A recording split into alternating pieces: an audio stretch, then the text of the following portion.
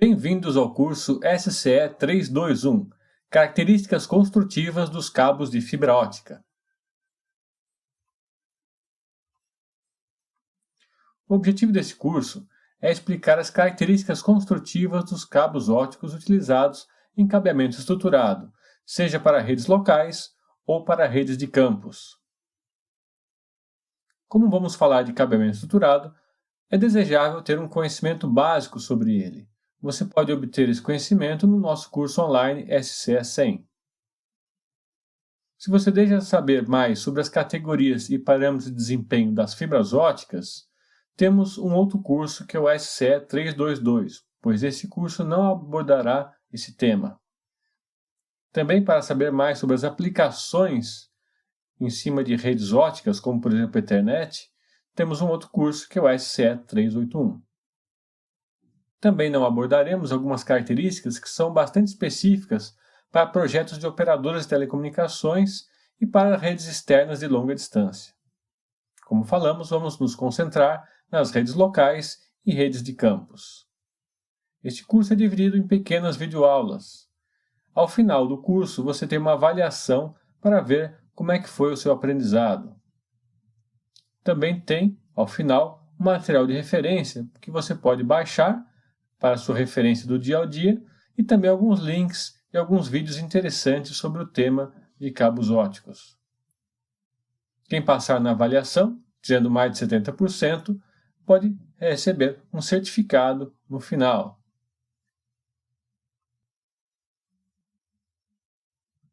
Primeiramente, abordaremos uma introdução ao cabo ótico. Depois falaremos sobre os ambientes de instalação interno, externo e misto. Os tipos de construção de cabos, como tight buffer loose tube, os principais elementos de dentro de um cabo, como membros de tração, prevenção de umidade de roedores, ripcords e armaduras. Falaremos também sobre as principais propriedades mecânicas de um cabo ótico, como por exemplo radiocurvatura e carga de instalação. E finalmente, falaremos sobre algumas classificações sobre o comportamento do cabo ótico frente à chama, a sua identificação por cores de fibras e tubulações, e também um pouco sobre a nomenclatura padrão utilizada no Brasil.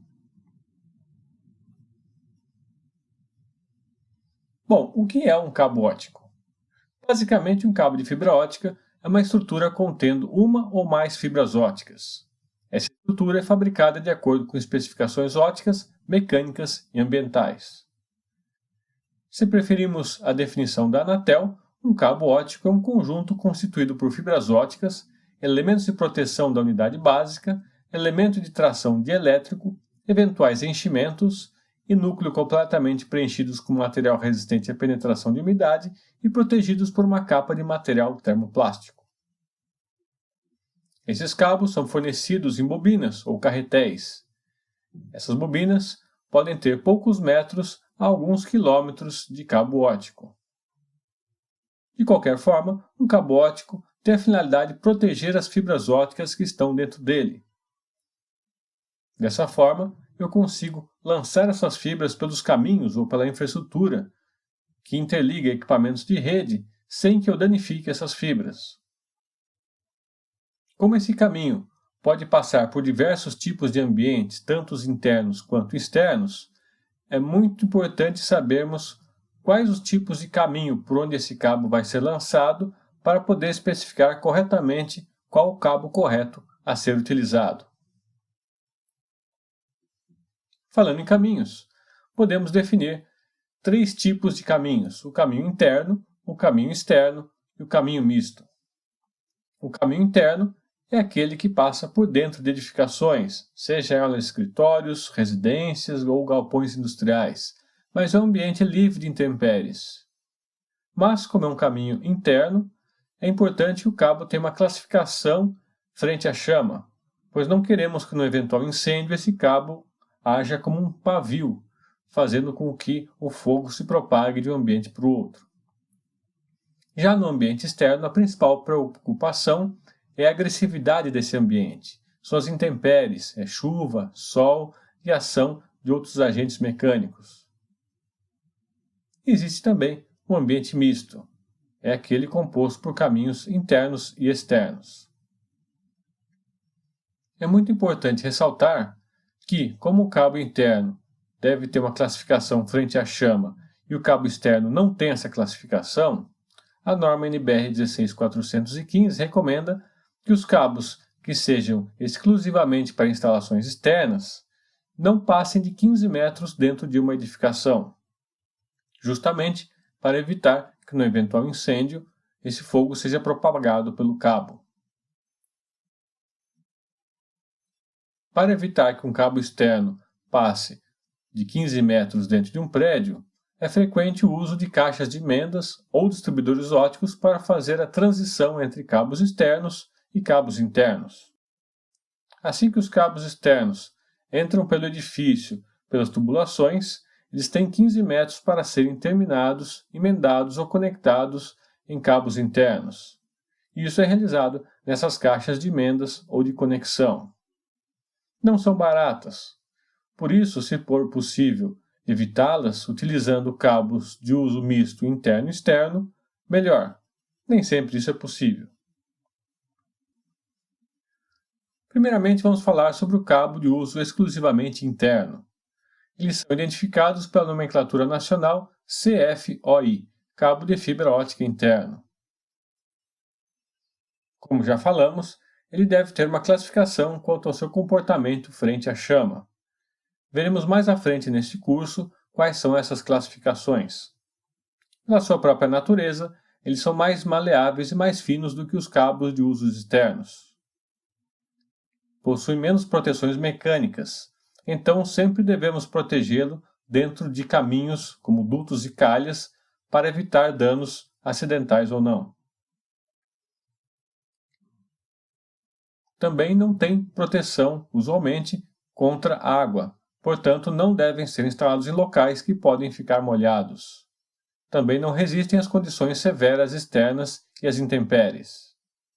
E usualmente, pela sua própria natureza, eles vêm com menor quantidade de fibras. Mas são bastante mais fáceis de trabalhar que os cabos externos. Aqui vemos, como exemplo, os cabos externos. Eles são identificados pela nomenclatura nacional CFOA, que significa que é um cabo de fibra ótica cuja fibra é revestida em acrilato. São cabos normalmente inflamáveis, por isso mesmo não podem ser utilizados dentro de edifícios, lembrando apenas da norma dizendo que eles podem ser utilizados em até 15 metros dentro dos edifícios e depois devem ser emendados ou conectados em cabos internos. Justamente porque são externos, devem resistir a intempéries, eles são muito mais robustos que os cabos de uso interno. Possuem mais proteções mecânicas, resistem a condições muito mais severas de terreno do que os cabos internos. Também podem ser instalados em locais molhados, mas não submersos. Cabos que devem ficar permanentemente debaixo d'água são outros tipos de cabos e não falaremos nesse curso sobre esses outros tipos de cabos. Também podem possuir uma contagem maior de fibras. É muito comum cabos externos poderem ser de 144, 288 fibras ou até mesmo mais do que isso. Cabos externos podem ser instalados normalmente em 3 tipos de ambientes: ambientes aéreos, subterrâneos ou diretamente enterrados.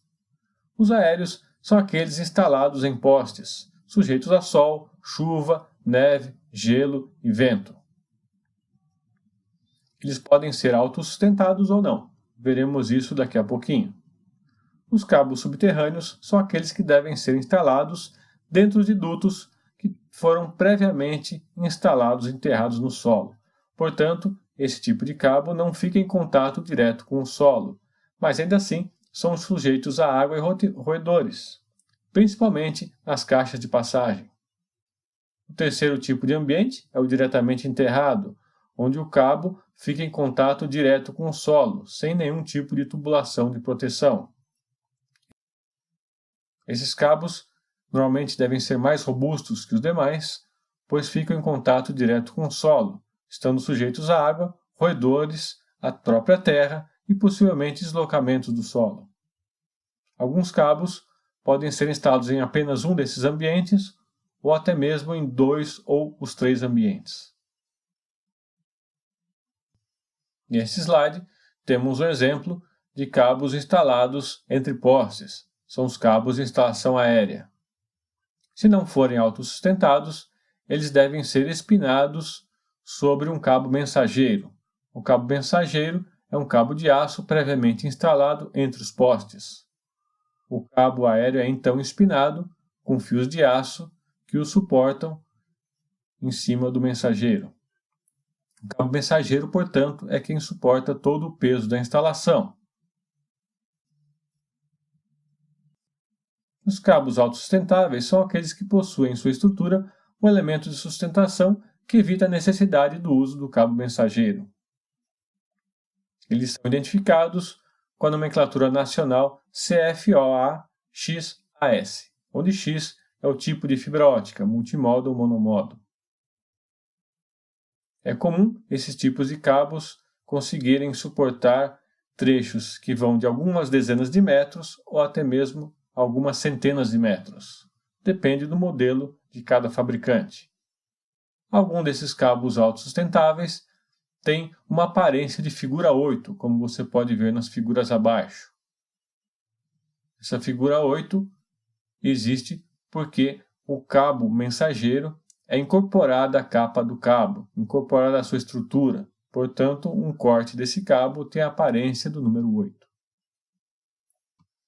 Temos exemplos de instalações subterrâneas. Vejam as linhas de dutos previamente enterradas antes que os cabos sejam instalados dentro deles. Neste outro slide, vemos exemplos de máquinas que fazem a instalação de cabos diretamente enterrados. Essas máquinas cavam o solo, jogam o cabo dentro da trincheira e jogam novamente a terra por cima.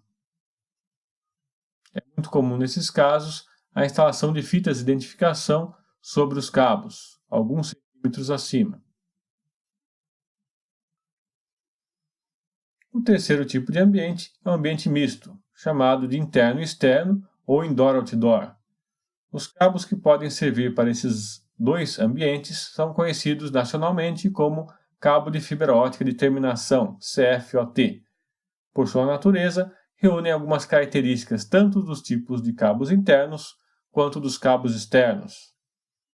Como podem ser instalados internamente, devem ser classificados quanto ao comportamento frente à chama, mas devem ser totalmente dielétricos, ou seja, sem elementos metálicos. Também não devem ser utilizados em redes aéreas. A sua maleabilidade é intermediária. São um pouco mais robustos que os cabos internos, mas mais flexíveis do que os cabos meramente externos. Também são resistentes a ambientes molhados, mas não submersos. Ideais para ambientes que eu chamo de semi-internos. Aqueles que são predominantemente internos e protegidos, mas que passam por alguns locais que podem ficar molhados. Por exemplo, quando eu tenho que interligar com cabo óptico duas edificações em um mesmo terreno.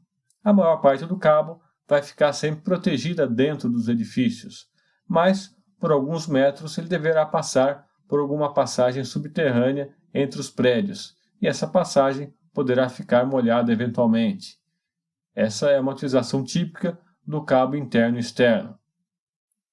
Ela evita os altos custos de transição de tipos de cabos internos e externos nas entradas dos edifícios.